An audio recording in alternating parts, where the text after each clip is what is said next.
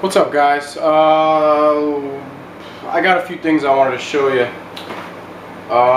Some pickups and a package today from Terry. Before I get into that though, I got a box here I'm going to ship out tomorrow for Perkinson 78. This is a thank you, man, for the Duo RX that you sent me. I mean, yeah, it's small, but it packs quite a punch in here. It came from my personal collection, and it means a lot to me, man, but I want you to have it. You might have it already, but definitely not everything in here you have, and whatever, you might have a double. But it don't be upset by the size, because this thing, size doesn't always matter, and this is proof of that right there. So this should go out tomorrow. We'll see. Alright. First thing I wanted to show you, just bring this down here. I got the new issue of Retro Gamer in today. I'm not really going to go through it, but just give you an idea of what's in it. You could always pick these up at Barnes & Noble. They're about 10 bucks. So the main article's on Rainbow Island, which is cool, Rainbow Islands. And I didn't really get a chance to look through it that much, but the one thing I always check in these magazines in the back, not every month, this month they didn't have it, but somewhere in the back over here there's a collector's corner. And I've sent my collection pictures into them, and those bastards never put me in it. And I don't know why, because my collection shits on the fuckers that actually make it, and I just don't understand. I should just message Retro Gamer Daz and, you know, tell him, yo man, what's up, bro, because I really deserve to be put into this magazine. I feel I do. So I'm always bummed out when they don't put me in. So either way though, it's a great magazine, and I highly suggest subscribing or picking it up on a monthly basis from Barnes & Noble. It's highly, like, the writers are just kick-ass, man, and you could tell they know their shit. So definitely pick up Retro Gamer. Next thing I picked up Ys 3. The Wonder from Ys here for the Super Nintendo. It's loose. Kyle got his hands on it. But you know, you could either replace the back or scrub that off. Either way. Cart seems to be in pretty decent condition. You know, whatever. I got it at the flea market, so couldn't pass that up. Next thing I picked up at the flea market as well is Final Fantasy VIII here. It's in pretty decent condition. The CDs are a little scratched up, but not really. All 4 discs, just no manual. But I got it for a steal, so can't complain. The next thing I picked up, I actually gave my copy of this to Radicus, a friend of mine on YouTube. And that's Diddy Kong Racing here. So I went ahead and I reacquired this. This is complete box. It's got a little sun fade to it, but you know, I mean, you know, the corners are a little beat up. But it's all there, you know. In the game, really nice condition. So I took that as well. Next thing up is a Dreamcast game that I really loved as a kid, and I've been ripping up the backup because I haven't owned it in quite some time. So I finally came across it in the store, and that's Jet Grind Radio here. This is the US version, which I'll take. You know, I'd rather have the Japanese version because I got my Japanese Dreamcast hooked up to my TV by the bed. But you know, I could use a boot disc and get this thing to work. Disc is mint condition.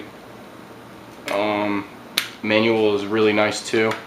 Jewel case is mint as hell too. So I paid $15 for this Jet Grind Radio. If you never played this game, I highly suggest it. This game is kick ass. Basically, you rip around the towns on rollerblades, and you know, you do freestyle grinds and flips and stuff, and you also you know, tag up the walls and the cars with spray paint, and you got these Japanese policemen chasing you and people shooting at you. It's a really cool game. If you haven't played it, which I'd imagine you all have, I definitely suggest picking up Jet Grind Radio. This is another cool one that I like because I'm a huge fan of the Racket Boy forums, and the dude who runs it, that's actually his avatar, and he writes really good articles on game information, and he rated this in his top 10 Dreamcast games, and I highly respect him. So this is obviously a good game for that reason. Jet Grind Radio, pick it up. Alright, the last thing is a package here from Terry. Terry, you know my boy Terry, I'm sure you've heard of him. I talk about him frequently lately. He sent this to me for free. I opened it already, but he ended up sending this to me for free just basically because him and I are great friends, and he said this is on him. So I really appreciate that, Terry. If you catch this video, man, you didn't have to do this, like always, but I know I'm honored to add it to my collection, man, because you're a prodigy out there. So let's open it up and see what he sent me here.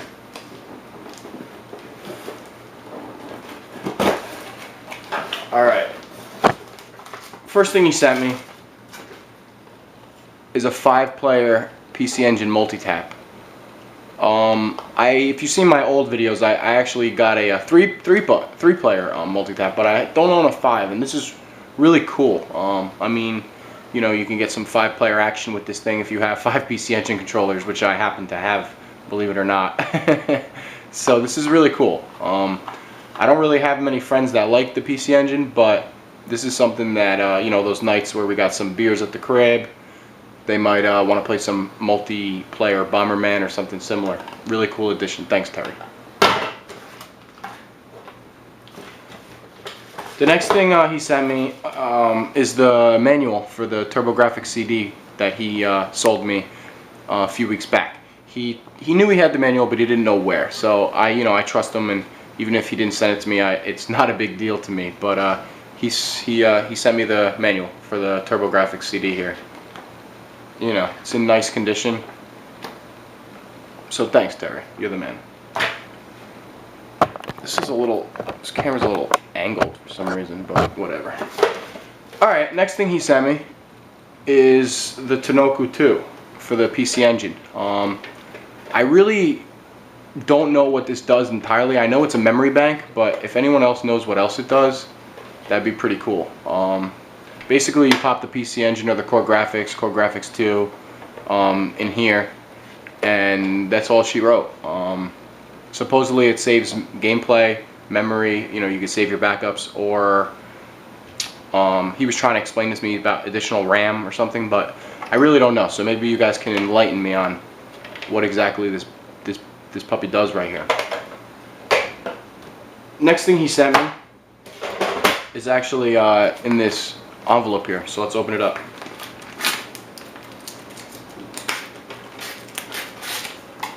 Straight from Japan here. He never even had to open it.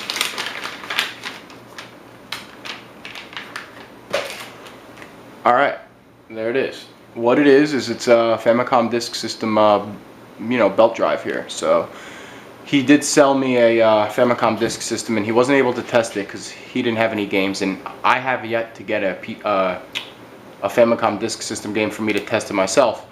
I did hook it up and I got to the dashboard, but I haven't been able to test the game. So just in case, he sent me you know, a belt, because these things are notorious for going bad. So Terry, again, man, thanks a lot for this. This is something that I probably need, or I will need in the future. And the final thing he sent me, which I think is awesome, I never seen one of these before. It's a PC Commander PC Engine controller here. This thing is extremely kick-ass. I mean, take a look at this thing. It's got the slider for the turbo, but it has multi-level just like the other one, but it seems to have maybe more levels of turbo, and the controller is really nice. You know, it's got nice grips here. No trigger buttons, but it's got nice grips here for your fingers. And I mean, this thing's got some history. Take a look at it. I mean, it's worn out. It's been used, and I'm proud to have it in my collection for sure. Terry, this thing kicks ass, man. I'm definitely gonna use this. Really cool. So I just wanted to show you my pickups. That's it. And don't forget, man, Perkinson, this is going out for you tomorrow. Check your PMs for me, please. Alright, guys. Thanks for watching. Take care.